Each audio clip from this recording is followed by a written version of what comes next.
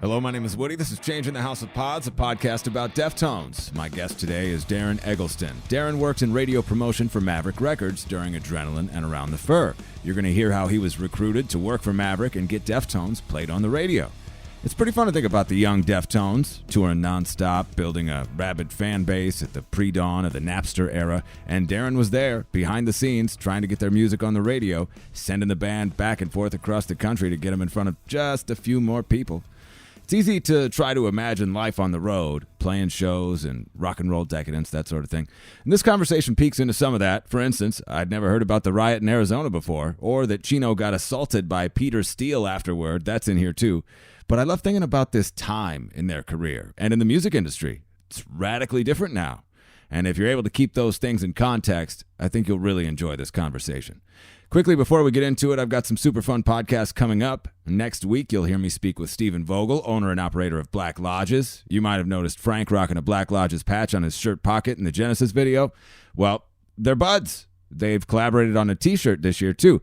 Stephen is probably one of the smartest people I've ever talked to. He's got a very political science Indiana Jones thing about him. Go follow him on Instagram and Twitter if you're not already. He had some pretty sharp shit to say about Deftones. I think you'll enjoy listening to him.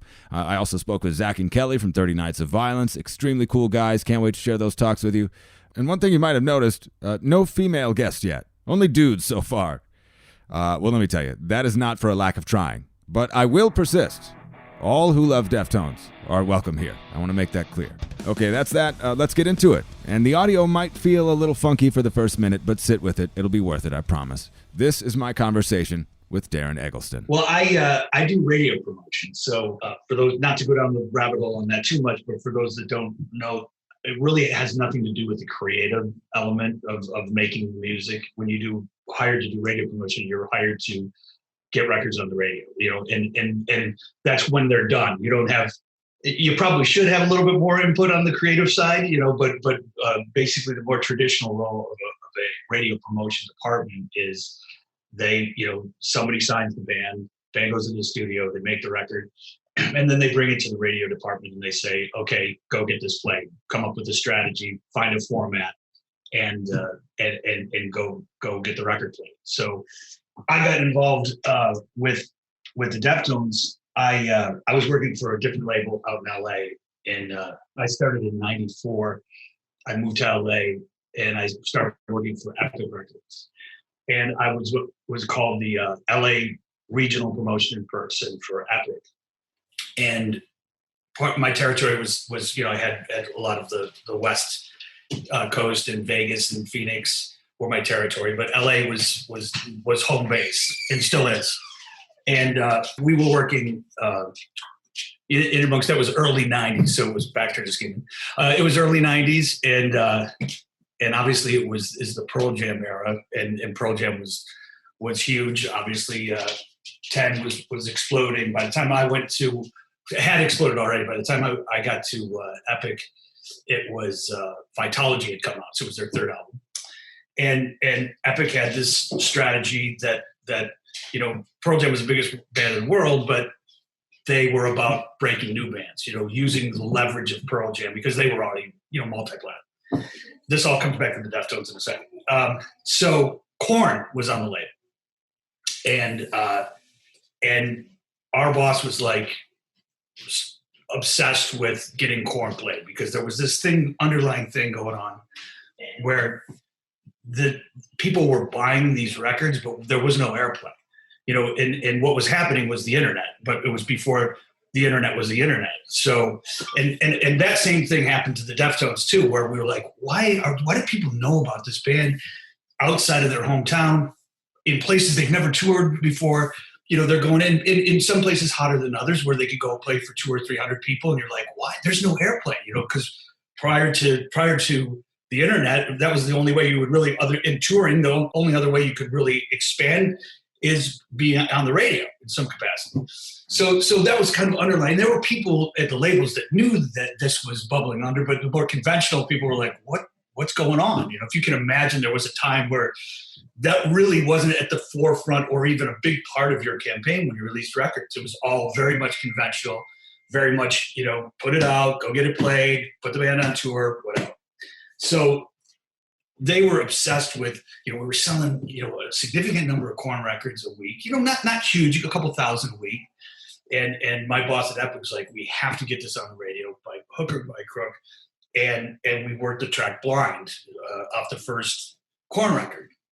And I had KROQ, the radio station here in LA, I drove them crazy to play Blind. And they didn't play anything like it at the time. When you're talking about mid-90s, sure they played, grunge and harder STP and Soundgarden and Pearl Jam and Nirvana, of course, but nothing heavy like Korn. And I drove them crazy. My boss in Epic, it wasn't a one-person thing, but I was at the forefront because it was my territory.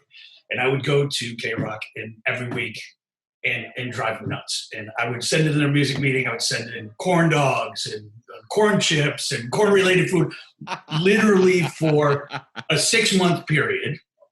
And then when they went from between that developing and driving them crazy and then being able to show them their growth, like in a 6-month period, Korn had gone from playing the Troubadour, which holds about 250 people, to the Palace, which was 2,000, and they had just sold 3,500 tickets at another venue. And by that point, the radio station said, "Uncle, we'll put in your record." And they played Korn Blind as a night record for several months. So Guy Oseary, this is where the Maverick part comes in.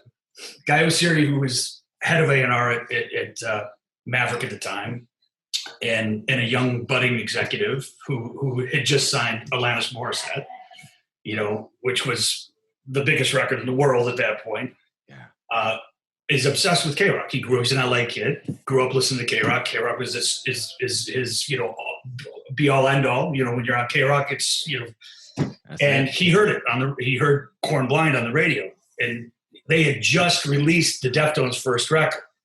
So he called up his head of promotion, a guy by the name of Terry Anzaldo, who ran promotion for Maverick, and said, "How the fuck can we cuss?" Yeah. Okay. Oh, yeah. Let it fly. Okay. How the fuck is Korn Blind on KROQ? I want to know who got this on KROQ. Oh, that's sick. Yeah.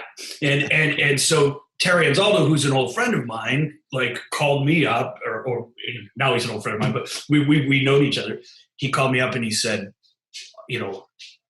obviously you did this. And I took the credit goes to the company, the credit goes to Epic, who was so focused on breaking Korn and getting exposure on that record and breaking the band that, we did drive them crazy, but, they wanted to know the guy that actually walked in the door and so he said, "Guy wants to meet you, and he wants you to go to the Deftones, see this band called the Deftones."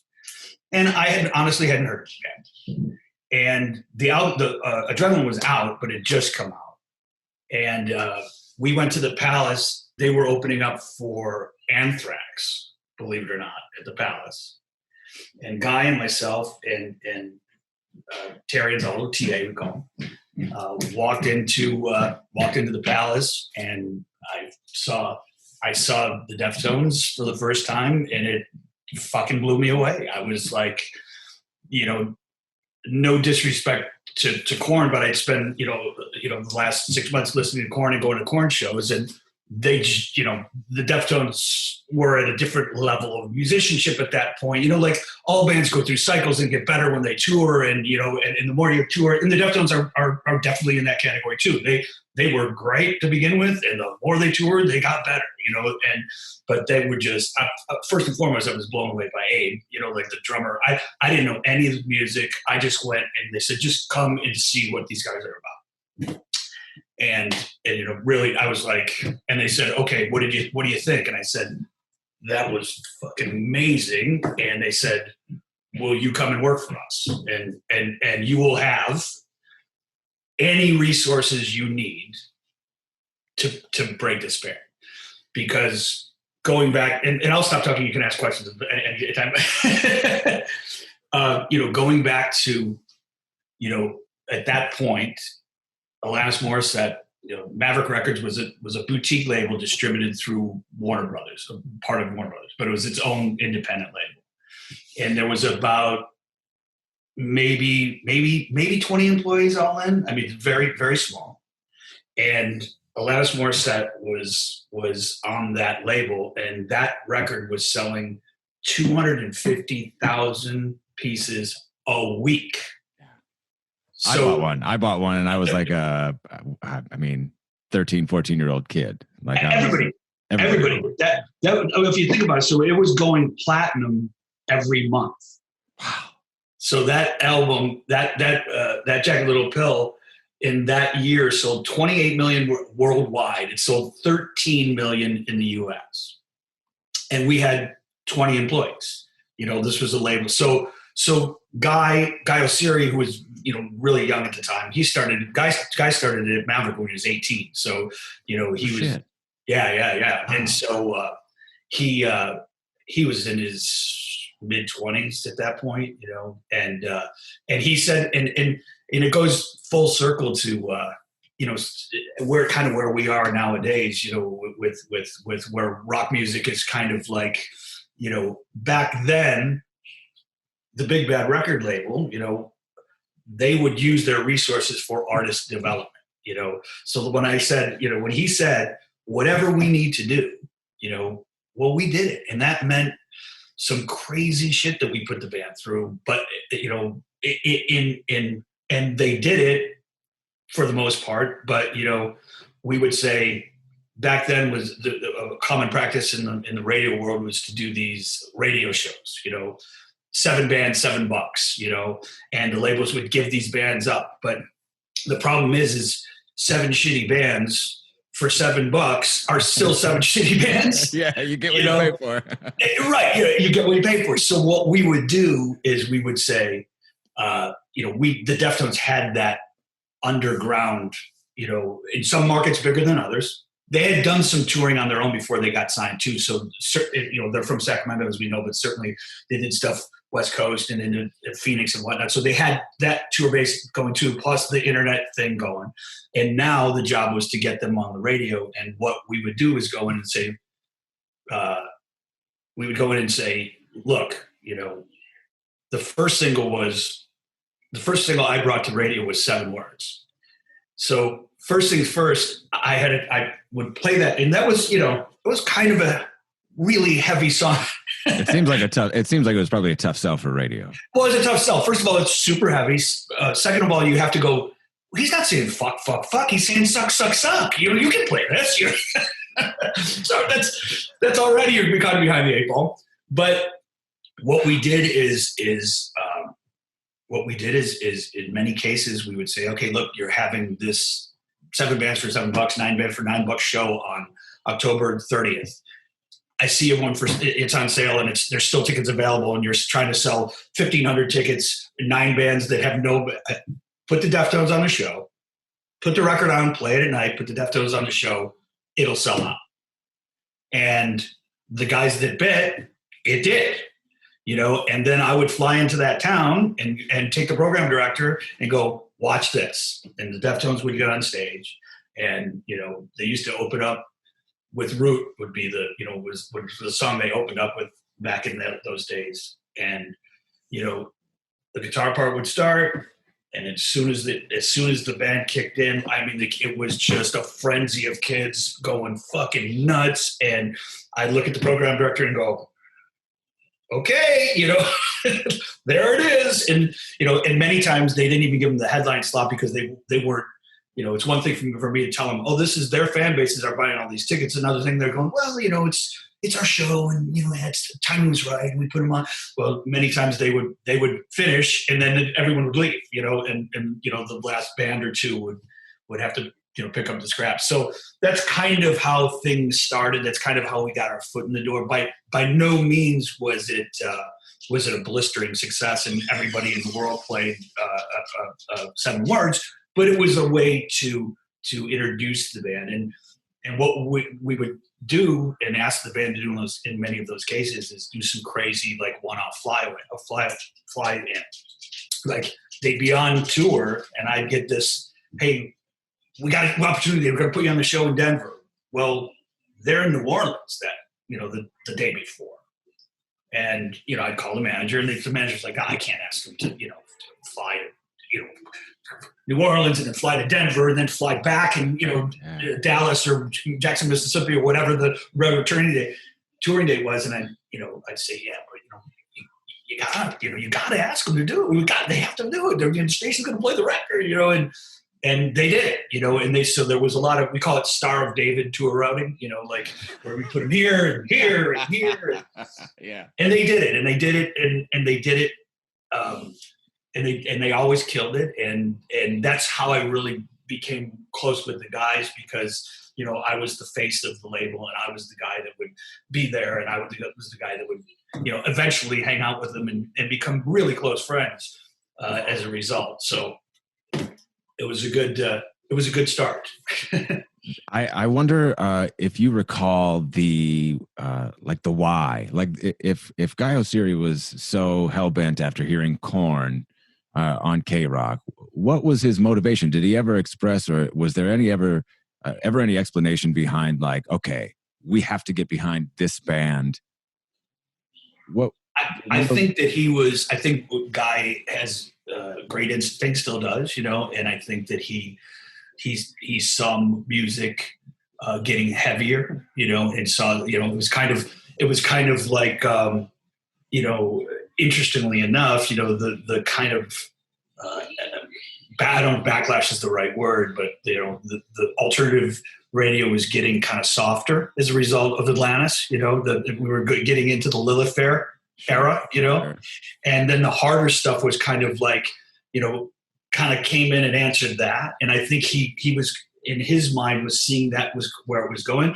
And, he went and saw the band, and they fucking blew him away. Like that's the kind of nucleus of kind of how we all got, it was a song for you, when Be Quiet and Drive is a wonderful song. And I think it was one that really is kind of really at its core what's so great about the band, because they can be heavy as fuck and blow your head off, but they also can be melodic and airy and wonderful. And there's so many dimensions to what they do in terms of sonically. It's not just hitting you over the head. Most people that aren't as into them as you and I will categorize, oh, they're a metal band, whatever. Right. But it's so much more than that. But I think Guy really recognized that in the band, and they were so good live, and saying, hey, music's getting heavier, and this band is so phenomenal live. And he kind of, that was his vision. You said you remembered Abe from that show at the Palace. What else do you recall? Do you recall anything else from? I know you've seen him. I mean, you said like 100 times in a couple of through the albums. But what do you remember about that first one at the Palace? Oh, I just remember that how Chino was just like everywhere, and like he literally just came out and launched into the crowd like on his first song. And I'm like, what the fuck, it was it was crazy, and also the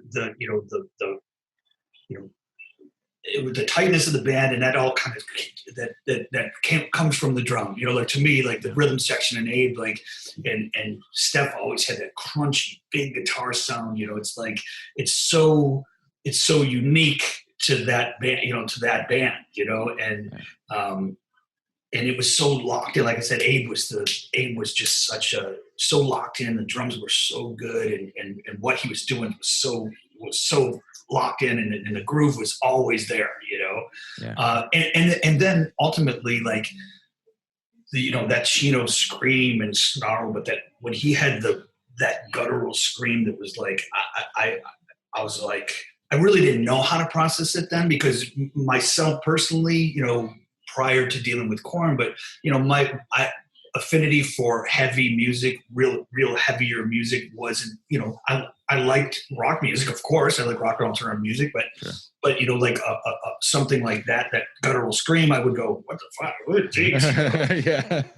But I said this to him after a while. I said, when I processed to it, I had a chance to process it. I said, it's kind of akin to like a power chord.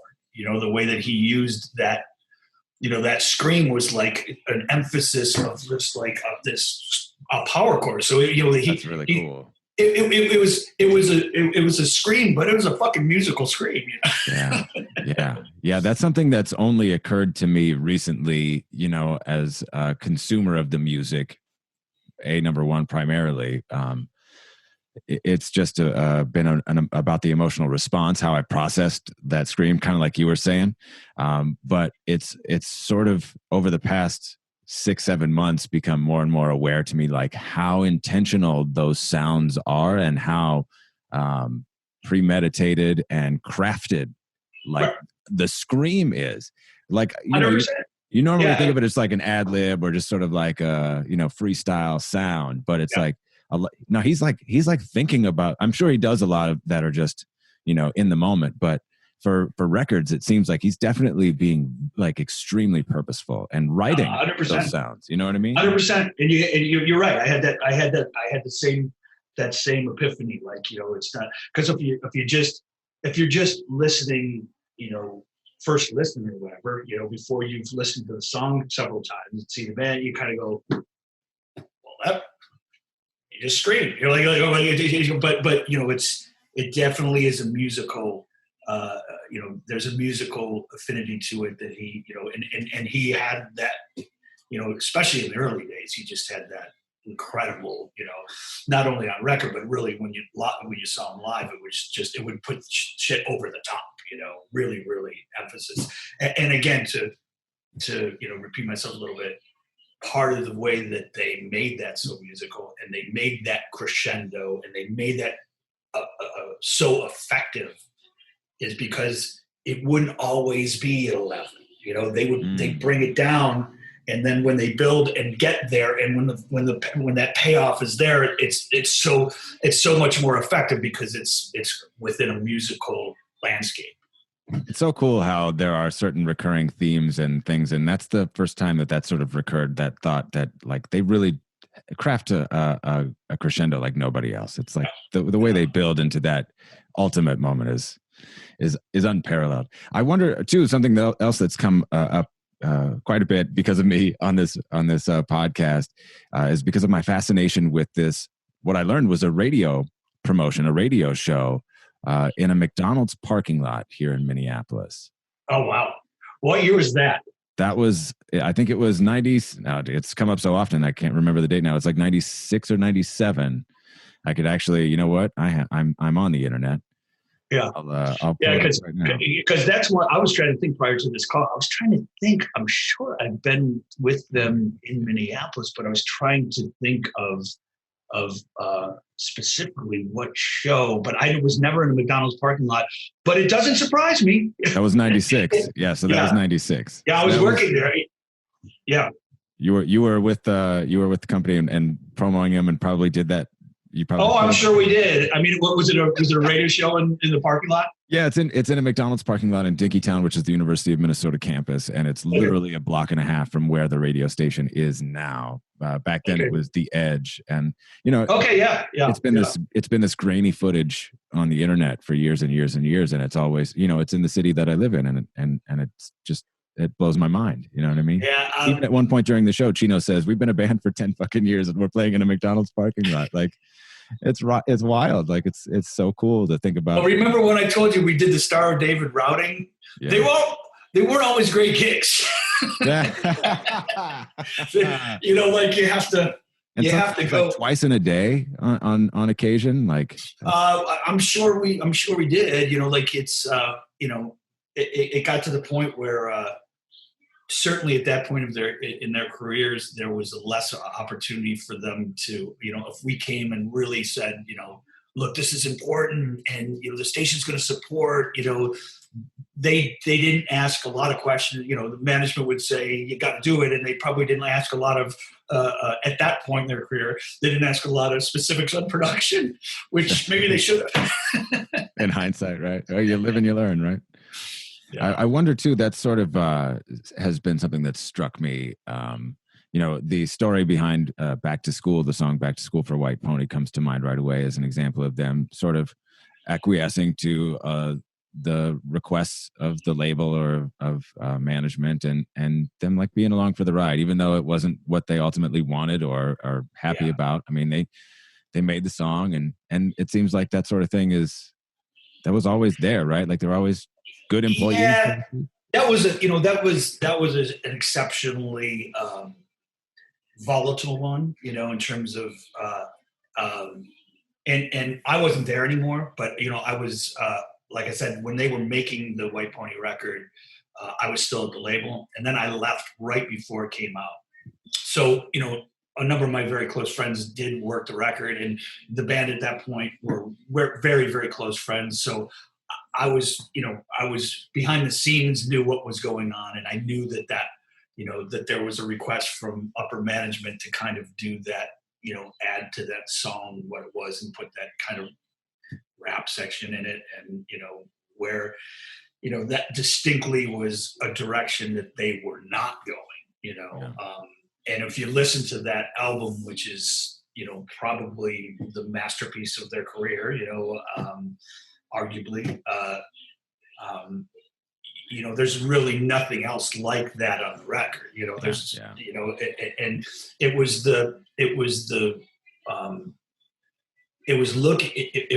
label looking at the successes of some of these other bands that were sounding more like what the Deftones did on Adrenaline, with versus the direction that the band was going creatively, where they didn't want to be a rap rock band. Yeah. They did not want to be. I shut my doors a lot. Oh, no, sorry. The last thing that they wanted, and this is no disrespect maybe to Limp Bizkit, but that's not what they wanted to do. They were in a different direction, and so the fact that they wanted to kind of redo that song and add that kind of element to it, I know creatively there was a bit of a rub there. As memory serves, maybe more than a bit. But I think it worked out okay in terms of there's so many bands that at the time got bigger faster than the Deftones, because maybe they didn't have the song, maybe they didn't have that radio song. They were very effective at building their base by being a consistently amazing live band, by putting out quality music. The label was able to get more and more airplay as their career went on. From the little that we were able to achieve on Adrenaline to the Be Quiet and Drive ended up doing well. My Own Summer ended up doing well. They weren't number one smashes at the format, rock or alternative, but they were getting bigger and bigger at the time. But you would have bands come out and just explode because they did a cover of Faith, and that's the last fucking thing in the world that the Deftones would ever want to do. But the label, of course, is like would have loved if they did that, and they're there to sell records fast, as quickly as possible. Artist development, again. Maverick did an amazing job and spent a lot of resources on artist development. I remember they probably toured Adrenaline for a year and a half straight. I mean, the band worked their asses off, and they all had families. Shows, hundreds of shows. Hundreds and hundreds and hundreds. They were on the road. Yeah, they were on the road constantly. And that's and as much as it's every band's dream to be on the road, being on the road sucks. Yeah. I would go out with them for 3 days and be like, enjoy the rest of your trip. Because everything other than that hour on stage, or if you're headlining hour and a half on stage, everything else is a fucking drag. Yeah. You finish the show, you're riding high, your adrenaline is on 15, you get into the bus, you drive all night to the next place, you wake up and it starts all over again, and again, the setting up and the sound check and us taking you to radio for interviews, and like when it's the middle of your night because you've been up all night because you're upside down, and to do that for a year and a half is really, really tough. And I remember again, all these things that we did cost money, sorry, I'm being sure. No, don't worry about it. all these things that the resources the label put in, were it was expensive, to fly people around. When we asked them to do this crazy routing, we paid for it all, and to fly band and crew and, and then fly, it's like, and we did a lot of that and tour support in general. And, hey, this is a great tour. We need to be on it, but there's going to be shortfall, in terms of if it's an opening slot, and back then, not so much now with rock bands and labels. Back then we would invest, we would give the shortfall for the tour, Can you explain shortfall for me a little bit? Can you if it costs more to be on the road on that tour, like if you're on, if you got an opportunity to be on Ozfest, and you got the whole tour, and they offered you this much per show, but it cost your band and crew, more than they're offering. Mm-hmm. The label makes up the difference. I see. And so we came back, and I remember we were at like 250,000 sold on Adrenaline at the end of that, that cycle, that tour cycle finally, which was fantastic. That was artist development, right? And I remember I came back from the road, and there were times like, the first time I saw the band in San Diego, they played a club called the Casbah, and Google the Casbah, Casbah. There were 12 people there. It's a tiny, tiny little club, and there was nobody there.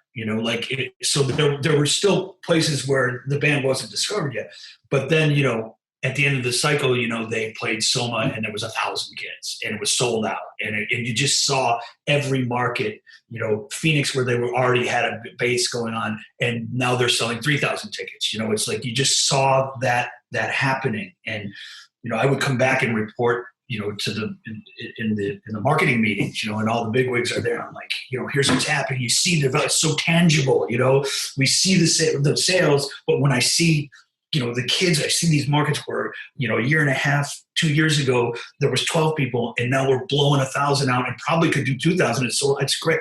And the CFO of the company was like, I am so fucking sick of hearing about this, the money that we've spent marketing this band and keeping them on the road, we could have bought all those 250,000 units that we sold. And she was kidding, but she was truth and jest, sort of. Yeah. Truth and jest, right? And Guy Osiris stopped her in her tracks and said, "This is what it's all about, because all those 250,000 people are going to play it for their friends and tell people about the show, and then the next record again." And he was absolutely right. That was artist development. So labels did a lot more of that back then with rock music.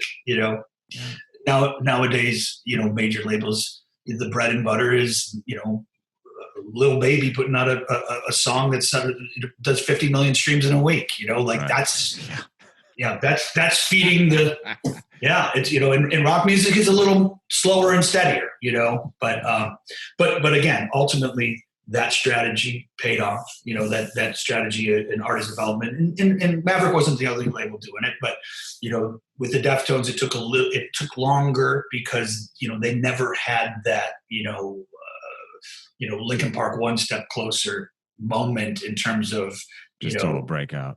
Where Linkin Park hadn't even played a show like as Linkin Park. Like they put One Step Closer on the radio. That went on the radio, and the band fucking exploded.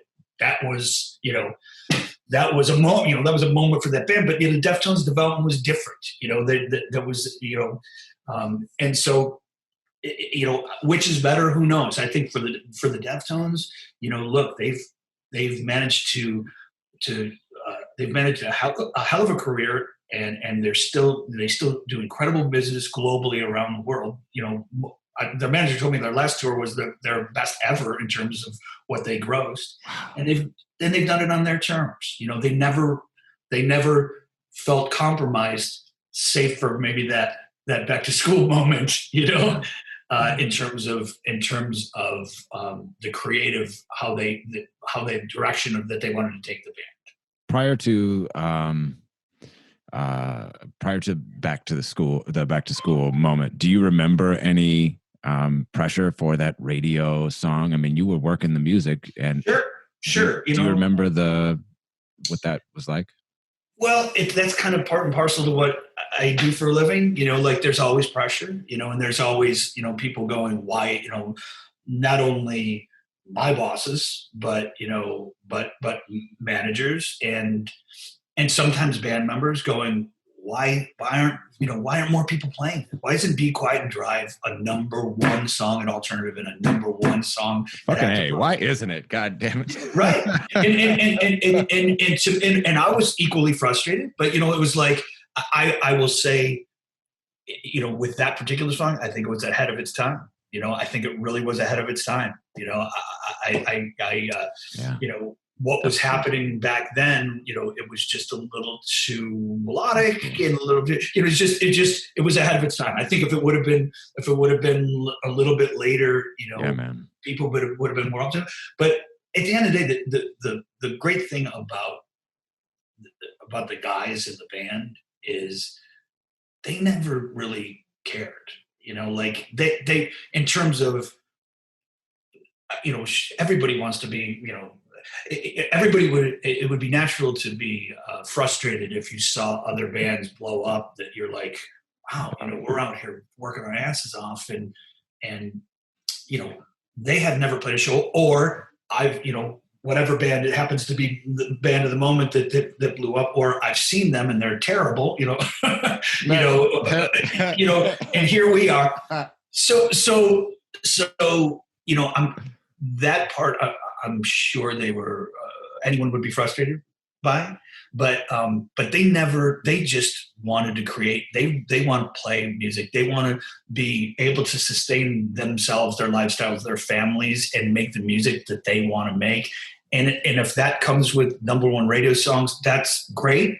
If it doesn't, that's cool too. They just want to, they're really cool guys in terms of that, where there's been many other bands that I've worked with in my career where the members of the band are super conscious of that, super conscious of, they don't let their managers do it. It's kind of like the business end of it. Most managers will be the ones that are busting your balls. Like, how come we're not bigger? What's going on? How come this is big and this is big and you can't, and sometimes the band will get right in there with them, but the Deftones were never like that, ever.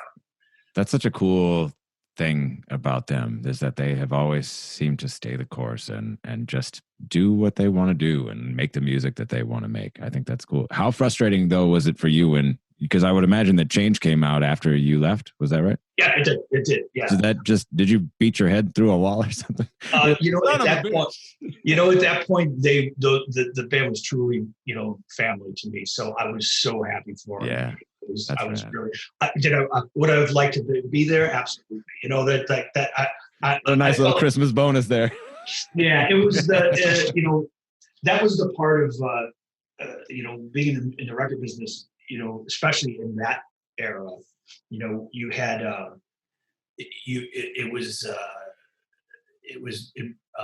made financial sense when your deals were up to let people know, and you would go elsewhere for more, for get a better deal, as opposed to if you stayed at the label, you would get a nice little raise and a new contract. But, if you were a free agent and somebody, in my case, I went to MCA to run the rock and alternative department. So it was a much bigger job and a much, higher paying job.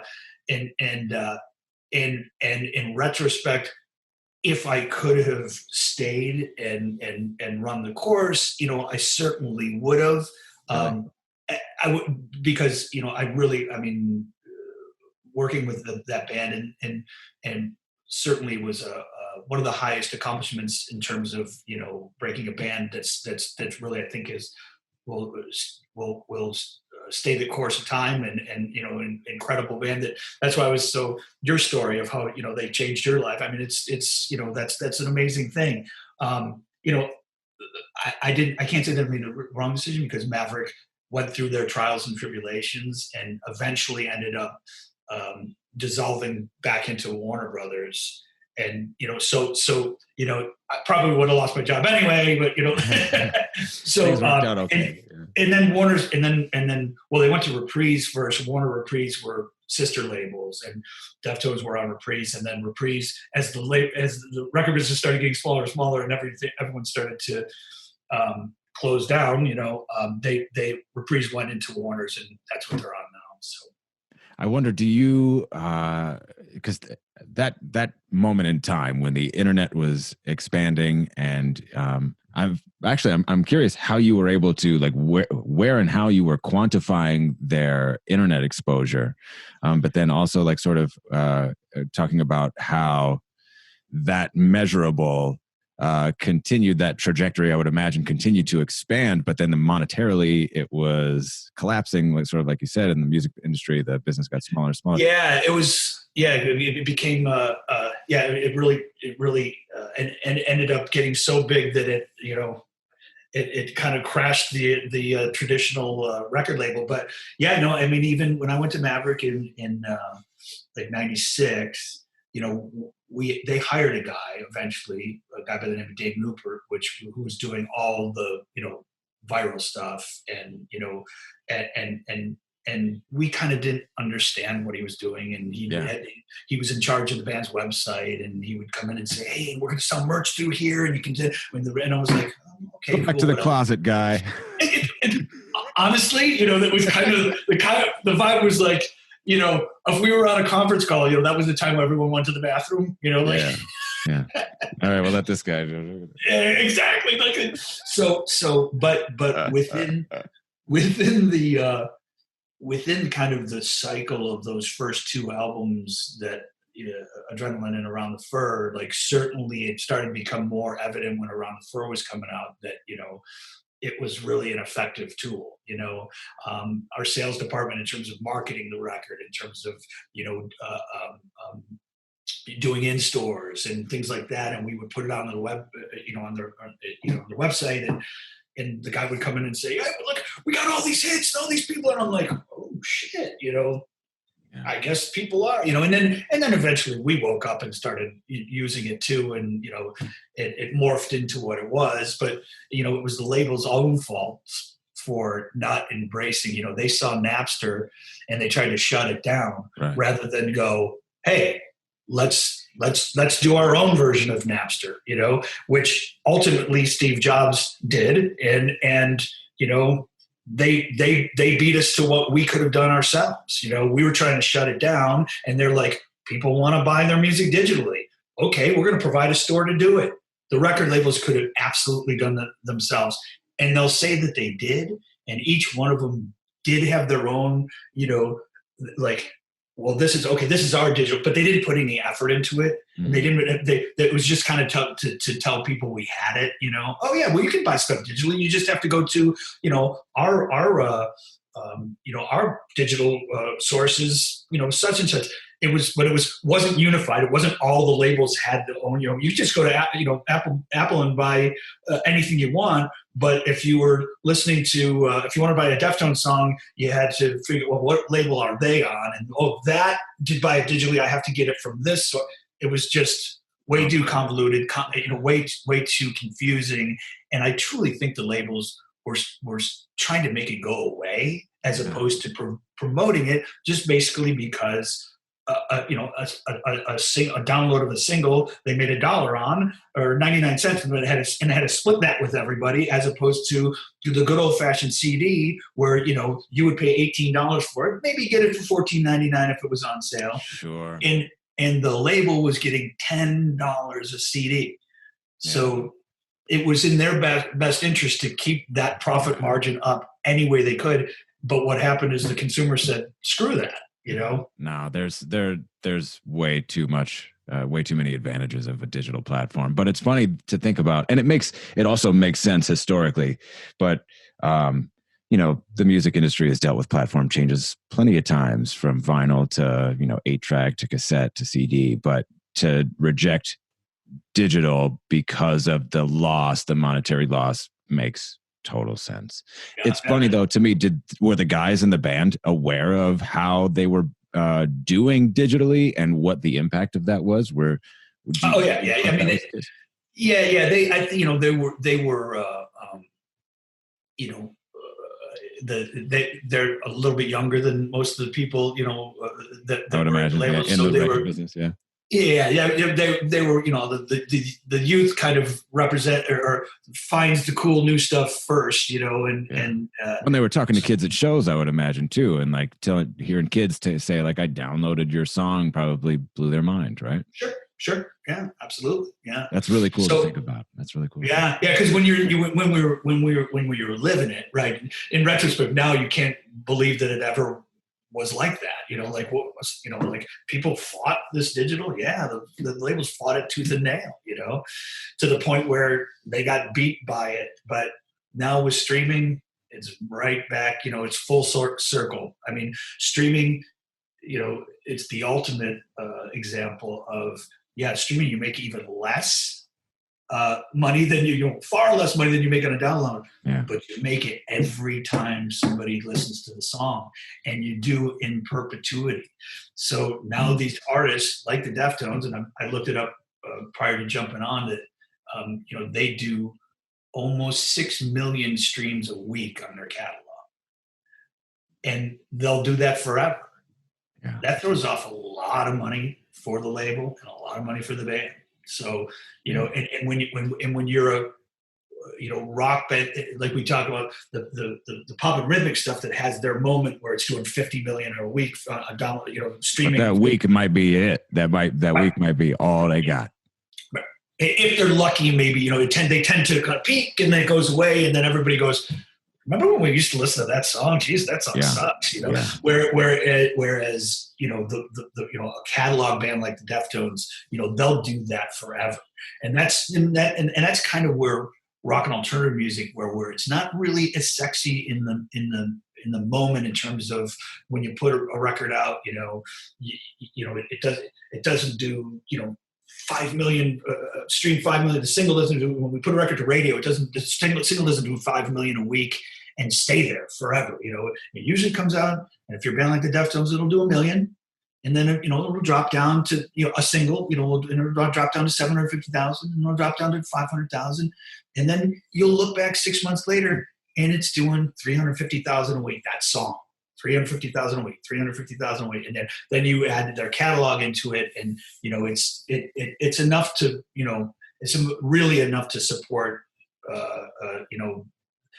bands like the Deftones and rock bands that aren't there's a misnomer that nobody cares about rock music anymore based on these streaming numbers. You really have to kind of look at in the rearview mirror, over a period of time to just go, oh, well, yeah, people stream this song all the time. It's just never going to be, there's a different, the pop stuff, people tend to, like we talk about the pop stuff, people tend to, listen to that same song 100 times that week. With rock music, people don't tend to put it on repeat like that. They kind of sample it a little bit more, broadly, I guess. So yeah, it's a totally different type of consumption. I wonder too, since you brought up the way that people consume and the way that they're sort of categorized. I've asked this question before, but I think from your perspective, it would be maybe even a little more insightful. I've often observed how often they're lumped into the new metal group, right?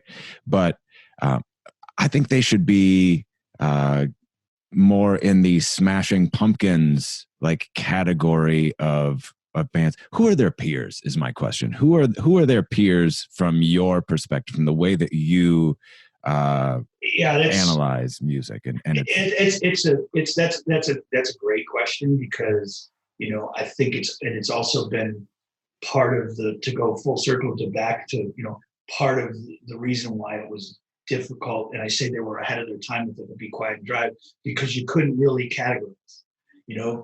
People want to call them a new metal band. That song's not a new metal song. It's just a great fucking song that's kind of alternative sounding, kind of rock sounding, kind of they have. It's such a broad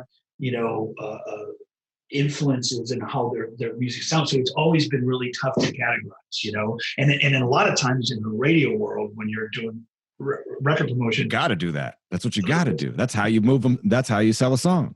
It sounds like the hardest thing, and it's a built-in excuse for a program director.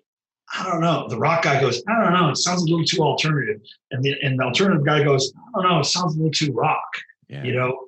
Yeah. And you know, so that you have to kind of, you know, that was one of the things we had to get over. But it's still kind of a thing about that band, which I think the good news, that's what makes them so fucking good and so cool, and that's what's awesome about it. And to try to answer your question, I don't, you know, peer wise, I mean, I think it's kind of unique. You know, they really have a unique blend of sounds, you know, so it's tough to say, you know, are they, and I think they're just a great alternative rock band, you know, I guess, you know. Hey man, it's a tough question to ask, but that's why I ask it, because there's just so many, and it means so much, and what people extract from the catalog is so different, that it's interesting to just hear everybody's interpretation. You know, I don't think there is any one right answer. So you've seen them so many times. I know we're approaching an hour already, but I got to ask you, like, standout live shows, experiences from those live shows over the years. I mean, you're out there all the time. Yeah. Tell me a kick-ass story. There's a lot of them. There's a lot of them that, you know, a couple that come to mind is, gosh, I remember bringing my daughter with me, and the guys were playing Warped Tour, and it was in Irvine Meadows, but it wasn't in the venue. You know, Irvine Meadows is a amphitheater out here in Orange County. Well, it was. They tore it down 4 years ago to build condos. Brutal. Surprise. Yeah. But it had this, it had these, you know, grounds around it, you know, where they Warped Tour set up stages, you know, and it was, you know, kind of mountainous, kind of, you know, as the California terrain can be, you know, so it was kind of unique. And we were on a stage, and you know, how Warped Tour would just set up in parking lots, right? You know, not McDonald's parking lots, but parking bigger parking lots. Yeah. Yeah. So that particular one, my daughter was probably maybe 10 or 11.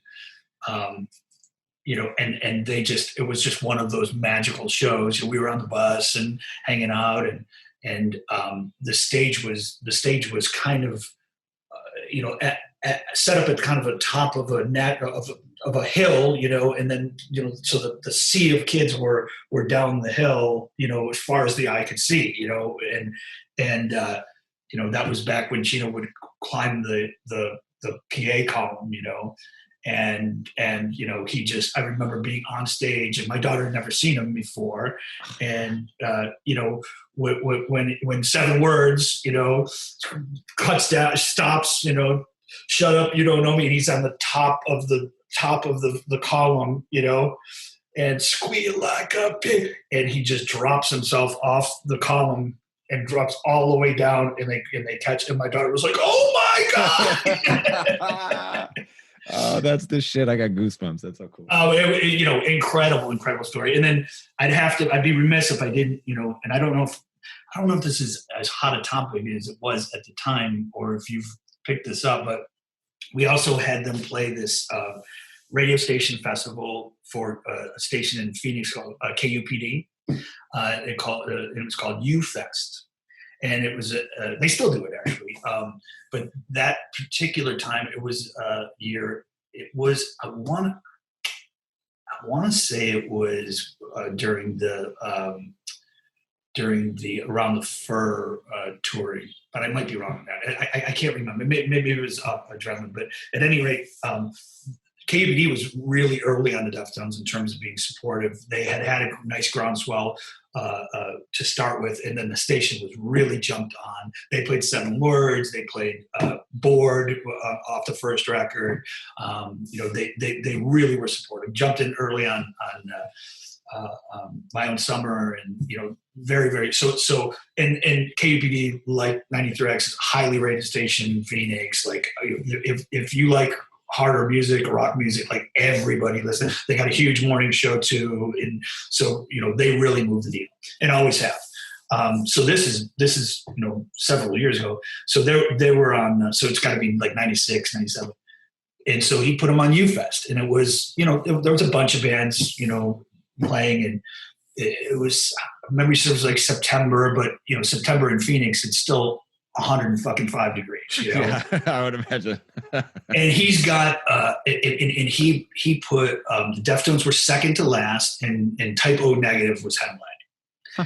And I don't remember the other bands that were on, but there was a slew of bands, Side Stage, then Main Stage, and the common denominator that it's 115, and we get there at 2 p.m. The band got there, and I got there, and I'm walking through the front of house, and everybody's fucked up.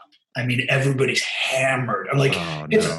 It's 110, and you have one beer, and you're sideways. There's you see guys with the empty cups, where the why do they say the cups? I don't. Stacked. So it's zombie land by the time the Deftones hit stage, and there's a little bit of attrition, and you can see the seated seats. It's an amphitheater. You can see the hill is packed, the seated area is crowded, but you can see you're losing some people because it's just too wasted. It's a war of attrition at that point. Yeah. So the stage, whoever the stage manager production guy, not our guy, the guy for UFest says, okay, you guys are on there, but don't do this, don't do this, don't do this, don't tell people to come up on stage, don't do it. All right, everyone half paying attention, get ready to go out there and kill it, right? Yeah. So they start the show, they're destroying. You can see, I'm sitting on stage, so I can see out on the stage, the kids, the thousands of kids on the hill are going fucking crazy. And some in the 6,000 people seated some are going out, some are sitting just because they're, you can visibly see, whatever because it's dark at this point, but whatever the lights hit, and on stage you can see that shit, right? Sure. So of course Chino says after like the third song, they're starting a song in the intro. He says, "Hey, everybody in back, come on up, and join it." And I'm like, what, what? And all of a sudden, like I see, and you see a row of the security guards like all in their, they had yellow jackets, and they're holding arms like this at the top of the venue, and then it just broke through, and just thousands of kids poured up the aisle, and they're working their way to the stage, and then they start climbing on the stage, and there was one of the curtains. Somebody either lit it on fire, or it was a complete melee. It was a riot of sorts. That's what they call it on the news, anyway. No way, really? It made the fucking news? Oh, it was in the news. Yeah, it was on the news. Yeah. What was the headline? Deftones start riot, burn venue down. It was something like that. Rock band. It was Phoenix news. It was their top of the hour news. And I'm like, and of course the program director is looking at me like, what the fuck, and I'm like, oh shit, this is. We put the deposit on this place. Right, exactly, So we're like, we get ushered off stage. I end up in the van with the guys. We take off. Thankfully, cooler heads prevailed. Like they were able to put out the fire, and people were. I don't know. People were. What was the feeling in the van at that moment? What were the? Do you remember the feeling in the van? Like? Oh, it was kind of holy fuck. It was definitely like, oh fuck, what just happened? Definitely. And so I was staying at a different hotel for some reason. I think I had just flown in for the show, and they were staying at a hotel with all the other bands, and I went to mine, they went to theirs. I was like, wow, geez. And I was really concerned because, of course, as the promotion guy, I'm like, I hope the station doesn't drop the record, Yeah, right. I'm like, fuck, I got damage control to do, right? Yeah, no shit. And thinking about that fax you had to send on Monday. Yeah, it was actually for some reason it must have been. I think weirdly, it might have been a Thursday night or something, because I remember the next day was a work day. Oh, shit. Yeah, so it was weird that it was you a had to festival. answer for it right away. It was weird that it was a festival. Maybe I'm forgetting that, but I know I definitely dealt with it the next day. So maybe it was a weekend, maybe it was a Friday or something, and I had to deal with them. But the part Deftones part of it, I wasn't there for it, but I hear they were all the bands were staying in the same hotel, and of course the Typo Negative never went on. So they didn't get paid. So well, they might have got paid, but they were pissed. And I guess the big fucking frontman dude like punched Chino in the bar, and it was like a melee. And no way, really? Yeah. Wow. Yeah, that's that. Oh, what a dick! He was like, fucker, you'd call, my band couldn't go on stage. Yeah, so we were all concerned for a number of reasons that there was any kind of liability. Well, first and foremost, that nobody got hurt. Obviously, that like we wouldn't want any of the fans to get hurt, and nobody did, thank God. But we were on the news, and I called the program director. We might not have connected until I remember it as the next morning. So for the story, I'll say it the next morning. But shortly thereafter, I'm like, dude, I'm sorry. There was misunderstanding, and we certainly didn't want it to do that. And he said, like, do you know how many times 98 KUPD has been mentioned on the news and papers and all that stuff? Man, that's so cool. And he said, yeah, exactly. He goes, look, bring him back next month. He's like, it's the party line is on Pissed, but it's okay. Fucking rad, dude. God, I knew there was a reason I liked that station. That's so cool. I really wish the Typo Negative dude would have like respected the rock and roll and like high-fived him. What a dick. That bums me out. Because that's cool as shit. Like, and the station probably has to own some, or the venue or somebody has to own some responsibility for not like giving those people water in 103 degrees. It was very zombie-ish, but yeah. That's cool as shit. That's a rad story. All right. I am so grateful for your time and for all that you've shared with me today, because I've learned a lot, which is one of the best things about this podcast, is learning things about my favorite band. Before I let you go, though, I have to ask you the question that I end every podcast with, which is to ask you for 3 recommendations. And actually, before we get out of here, after the recommendation question, I'm going to ask about the gold record on the wall. Chino said not long ago on a podcast that he only tweets out YouTube links because, like YouTube links to music, because he thinks he doesn't engage with anybody on Twitter. That's the best that they could get from him, he says, because he can't engage with everybody, obviously. So his thought process is, man, here's a cool song. You're not going to get anything better than that. So in that spirit, can you recommend 3 things? And it doesn't have to be limited to music. It can be anything across the board. If you've got, I've had vegan food has been recommended, alcohol has been recommended, a book, a podcast, anything across the board that you think people should like get onto or check out. What would you recommend? 3 recommendations. I would, judging where we are right now, and I'm not sure when you're going to play this, but I would encourage everybody to vote. I would encourage everybody to register. I would encourage everybody to participate. I would encourage, and then my second recommendation would be for everybody to vote. Everybody needs to participate in what's going on. Look at something happened to this country in the last 4 years, and I don't recognize it, man. And it bums me out. So not to get too serious, I don't think that there's anything more important right now than that message. Okay, for the record, I feel bad for calling Peter Steele a dick. I didn't realize he was dead when I said it, but it was a dick move. I stand by that. I emailed Darren to find out if Chino hit him back. He said Chino's a lover, not a fighter. I thought that was pretty awesome. And there's a news clip on YouTube about the riot. Search for Deftones U-Fest Riot 1996. It's a trip. You could tell the Typo Negative dudes were pissed. You can't. Okay, before we go, in Darren's office, there are 2 big gold records framed on the wall behind him. And when we got on Zoom, I could tell right away that one was a Deftones record because it had this giant picture of Chino on it. Super cool. I shared photos of him on my socials if you want to see them, at Woodbruh, WOODBRUH. I'm on Instagram and Twitter.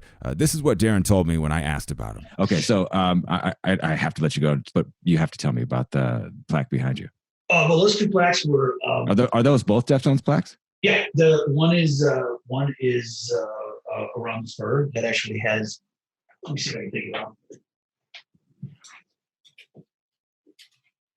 This was, and they gave this to me at my when I was leaving the label. They came to my going away party and presented me with this. That's so rad. It's pretty cool because it's actual fur. Is it really? Yeah, this is fur, white fur. Oh my God, that is the coolest thing I've ever heard of. That's so rad. And then it's a reflection on it, but then that's a picture from inside the album CD. Of course, we should have mentioned Chi along the way. That that was such a what happened to him was so unfair, and he'll be missed forever. Really a wonderful, like, they're all wonderful human beings. Chi was next level wonderful. So anyway, that's that one, and then this was from Adrenaline.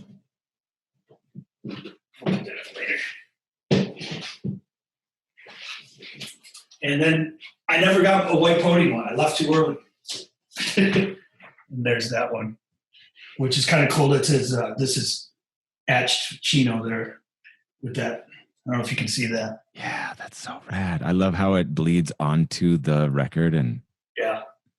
And then, this was when they were gold, and now both of these records are platinum now, as is White Pony. So platinum and beyond. I mean, obviously we all love Deftones, but it's pretty cool when you can tell how much the men in Deftones mean to the people who know them. It's cool, man. Thank you, Darren, for sharing your Deftones stories with me. I'm extremely grateful. I also have to thank my boss, Derek Madden, for connecting me with Darren. Thank you, Derek. And thank you. Please like, subscribe, follow The Change Pod on Spotify, Apple Pods, Google, iHeartRadio now, and of course, it's home, 93x.com. My name is Woody. Thank you for listening to Deftones, and thank you for listening to Change in the House of Pods.